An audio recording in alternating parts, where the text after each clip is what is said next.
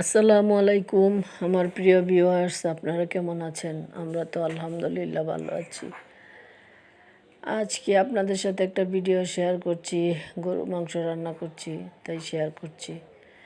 আসলে এই 2-3 দিন যাবৎ ফেসবুক, ইউটিউবে বারবার একই কথা বা একই পোস্ট আলবি আর ইকরারে নিয়ে। আসলে খুবই দুঃখজনক একটা ঘটনা। এরকম ঘটনা যেন কারোর জীবনে না ঘটে, আমরাও চাই। তো আমার বড় মেয়ে প্রায় বছরখানেক আগে ওদের বাসায় গিয়েছিল আমার জামাইয়ের সাথে, আলবির ভাইয়ের আবার কলিগ। তো সেই হিসাবে আলবির মা নাকি অনেক মজা রান্না করে, সেই জন্য দাওয়াত দিয়েছিল।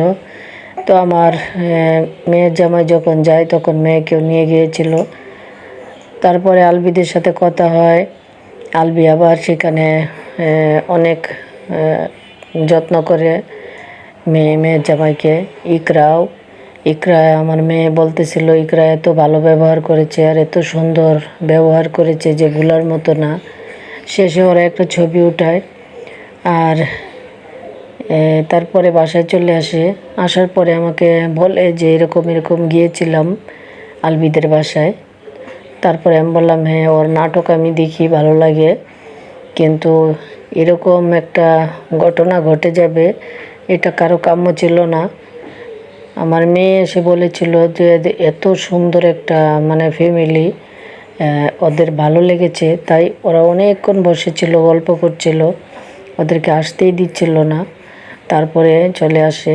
তো ইকরা মেয়েটা অনেক ভালো। আমার মেয়ে এসে বলল যে আমাদের সাথে একদম নিজেদের আত্মীয়র মতো ব্যবহার করেছে। কিন্তু আসলে কি হয়ে গেল, আল্লাহ যেন কারোর জন্য এরকম দিন না রাখে। সবচেয়ে বেশি কষ্ট লেগেছে বাচ্চাটার জন্য। আল্লাহ ওকে হেফাজতে রাখুন, এটাই কামনা করি। বাচ্চাটার কি হবে সেটা ভাবলেই অনেক কষ্ট লাগে। তো যাই হোক, আজকের ভিডিও এখানেই শেষ করলাম। আবারও কথা হবে নতুন কোনো ভিডিও নিয়ে।